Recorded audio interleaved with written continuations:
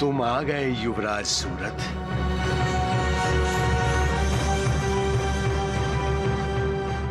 मैं तुम्हारा पूर्वज हूं, मनु का वंशज। मैं भी।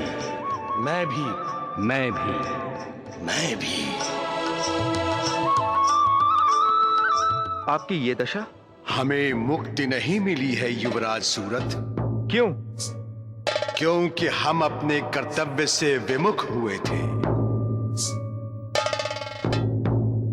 मां दुर्गा का मंदिर बनाने का कर्तव्य हम निभा नहीं सके। हम जब जब मंदिर बनाने का प्रयास करते थे तब आसुरी शक्तियां मंदिर बनाने में विघ्न पैदा करती थी।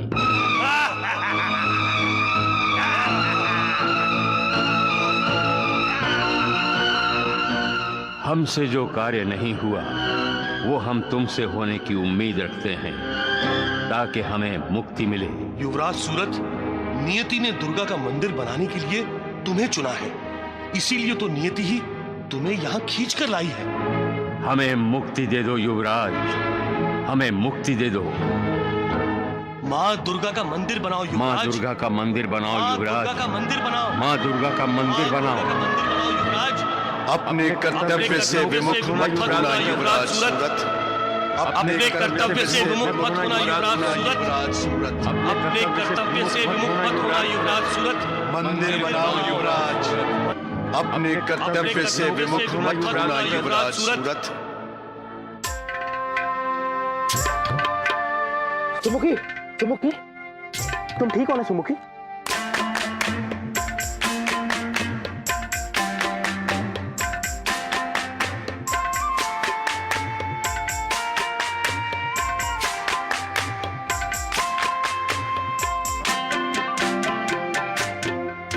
आपने कहा था ना सुमुखी कि माँ का हमें यहाँ लाने में कोई हेतु होगा। तो हेतु क्या है उसका पता चल गया है। क्या? सालों से मेरे पूर्वज यहाँ देवी माँ का मंदिर बनाना चाहते थे, लेकिन नहीं बना सके। जो काम उनसे नहीं हुआ वह काम अब मुझे पूरा करना होगा। नियति ने देवी माँ का मंदिर बनाने के लिए मुझे चुना है और ये पवित्र काम शीघ्र ही मुझे करना होगा। इस उत्तरदायित्व को निभाने में क्या आप मेरा साथ देंगी? मैं सदैव आपके साथ हूँ युवराज।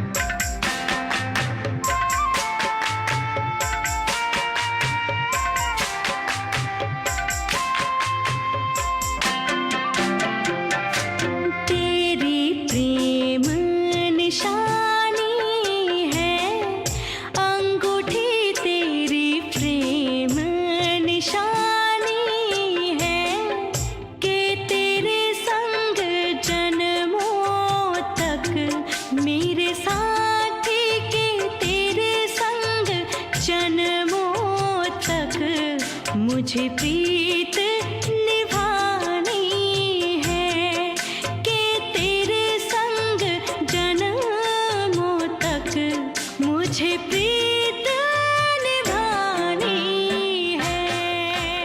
राजकुमारी, ये मेरे प्यार की निशानी है।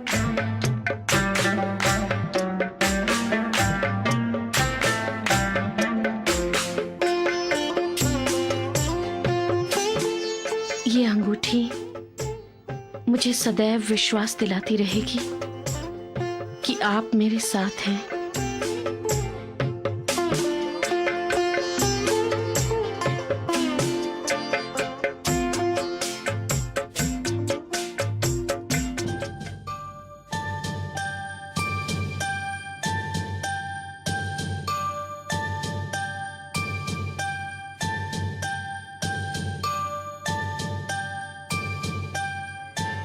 मनुष्य ये नहीं जानता कि उसके लक्ष्य तक पहुंचने का मार्ग क्या है। प्रेम है, ज्ञान है या भक्ति है। उसे ये लगता है कि उसका प्रेम उसे उसके लक्ष्य तक पहुंचा देगा, किंतु वो ये नहीं जानता कि उसका प्रेम भक्ति से नहीं, काम से उत्पन्न हुआ है। और काम से क्रोध, सम्मोह और बुद्धि की जड़ता जन्म लेती है। प्रेम जब ज्ञान और भक्ति से उत्पन्न होता है, तब ज्ञान की किरणें हृदय में फूटने लगती हैं, बाहर का अंधकार दूर हो जाता है। तब मनुष्य प्रकाश मार्ग की ओर आकर्षित होकर अपने लक्ष्य की तरफ चल पड़ता है और अपना लक्ष्य पूर्ण कर लेता है। किंतु काम से उत्पन्न प्रेम के अधीन होकर जब मनुष्य अपने लक्ष्य से विचलित हो जाता है, और अपने लक्ष्य से विचलित होने का अर्थ है अपने कर्तव्य से विमुख होना।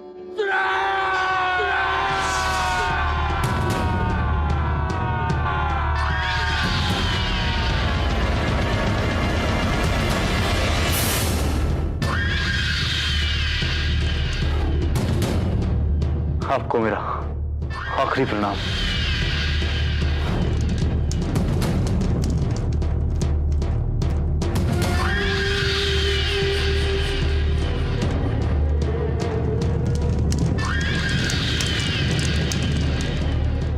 मेरे प्यारे भाई धूम्रकेतु, मैं चंद्र नगरी में हाहाकार मचा दूंगा, हाहाकार मचा दूंगा, हाहाकार मचा दूंगा। तुम्हारी चिता की तरह, हरी चिता की तरह चंद्र नगरी में कई चिताएं जलेंगी, कई चिताएं जलेंगी, कई चिताएं जलेंगी, कई चिताएं जलेंगी, कई चिताएं जलेंगी, कई चिताएं जलेंगी, कई चिताएं जलेंगी।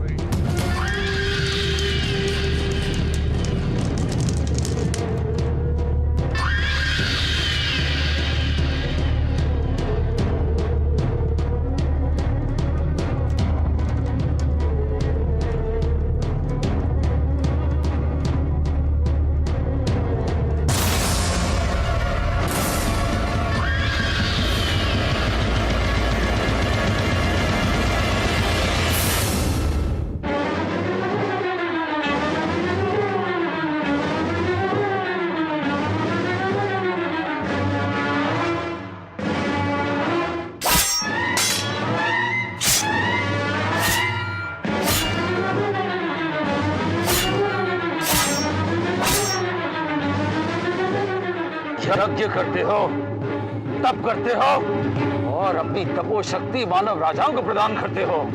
ये कोलासुर से विरोध करने के समान है, इसका दंड मिलेगा।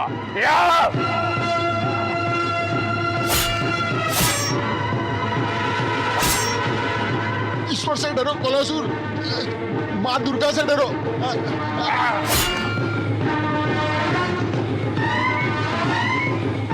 चंद्र नगरी के युवराज के पास जाओ और उसे कहो, मैं प्रतिशोध की ज्वाला में सब कुछ जलाकर राख कर दूंगा।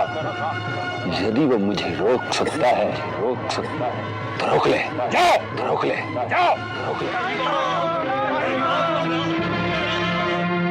त्राहिमाम महाराज, त्राहिमाम, त्राहिमाम महाराज। हमारी रक्षा कीजिए महाराज। महाराज, हमारे आश्रम की रक्षा कीजिए। आपके होते हुए चारों ओर अधर्म हो रहा है महाराज। कौन कर रहा है अधर्म? दानवराज कालकेतु। इस समय यदि धर्म की रक्षा नहीं हुई तो धर्म की रक्षा करना हमारा कर्तव्य है ऋषिवर। कालकेतु को उसके किए का दंड अवश्य मिलेगा। हम अपने कर्तव्य का पालन करेंगे। महाराज, कोई भी निर्णय लेने से पहले थोड़ा सोच विचार कर लीजिए। इसमें सोच विचार कैसा महारानी? आप क्या चाहती हैं कि हम सोच विचार करते रहें और वो दानवराज ऋषि मुनियों का वध करता रहे, इनके आश्रम जलाता रहे, इनके यज्ञ ध्वस्त करता रहे? नहीं महाराज, मेरी पूरी बात तो सुन लीजिए। मैं केवल अपने युवराज सूरत के आने तक आपको प्रतीक्षा करने के लिए कह रही हूँ, बस। नहीं महारानी, समय हमारे पक्ष में नहीं है। हम इसी समय कालकेतु पर आक्रमण करेंगे। महाराज, कालकेतु मायावी है, छल कपट जानता है। यदि युवराज आपके साथ होते तो हमें कोई चिंता ना होती, किंतु आप अकेले इस तरह से। तो क्या आपको हमारे शौर्य पर विश्वास नहीं रहा महारानी? अब हम काल केतु को पराजित करके ही आपसे मिलेंगे। रुकिए महाराज, मेरी बात तो सुनिए। युवराज के आने तक रुक जाइए महाराज।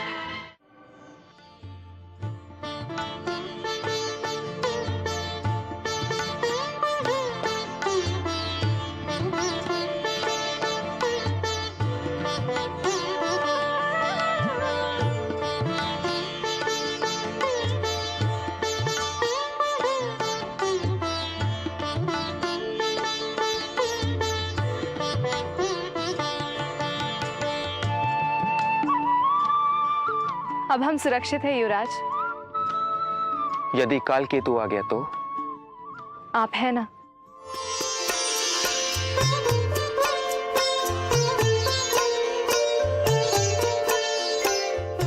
राजकुमारी, आपसे मिलकर हमारी तो जिंदगी बदल गई। ये युवराज बदल गया।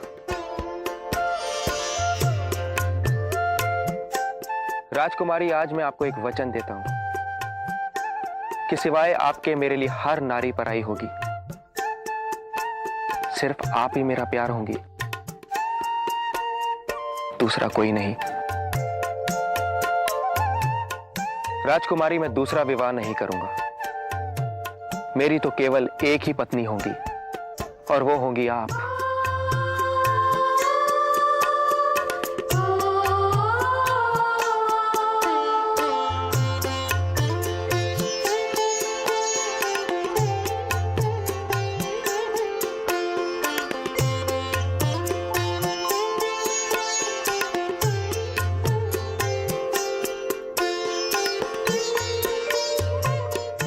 राजकुमारी, ये आप क्या कर रही हैं? आपका स्थान तो मेरे हृदय में है, मेरे चरणों में नहीं। अब हम आपके बिना नहीं जी सकते राजकुमारी, नहीं जी सकते। मैं भी युवराज।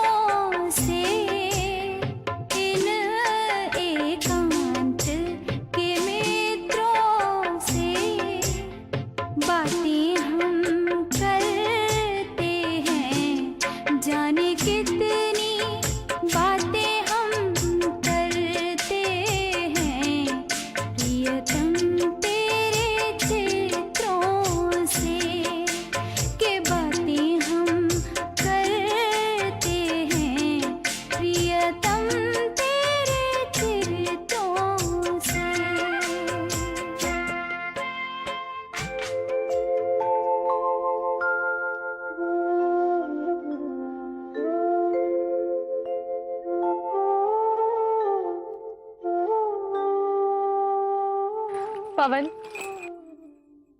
अब तुम युवराज के पास जाओ, मैं चली जाऊंगी।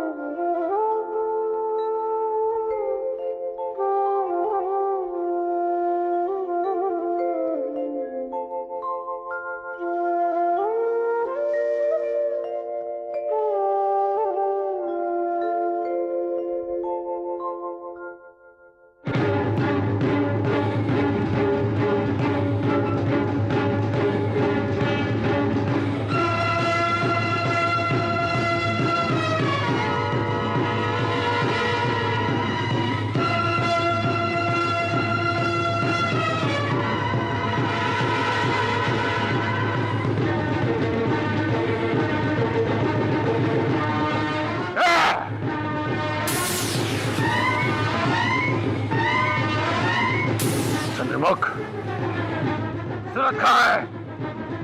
कहाँ है वो अपराधी जिसने मेरे भाई की हत्या की है? ये जो मैं तुम्हारी प्रजा की आहुतियां दे रहा हूं, उसी के स्वागत में दे रहा हूं। तुम अपने पापों की राशि बढ़ा रहे हो कालकेतु, परंतु अब तुम्हारा अंतिम समय आ गया है। शायद विधि ने तुम्हारी मृत्यु मेरे हाथों लिखी थी। विनाश कर दो दानवों का, मारो!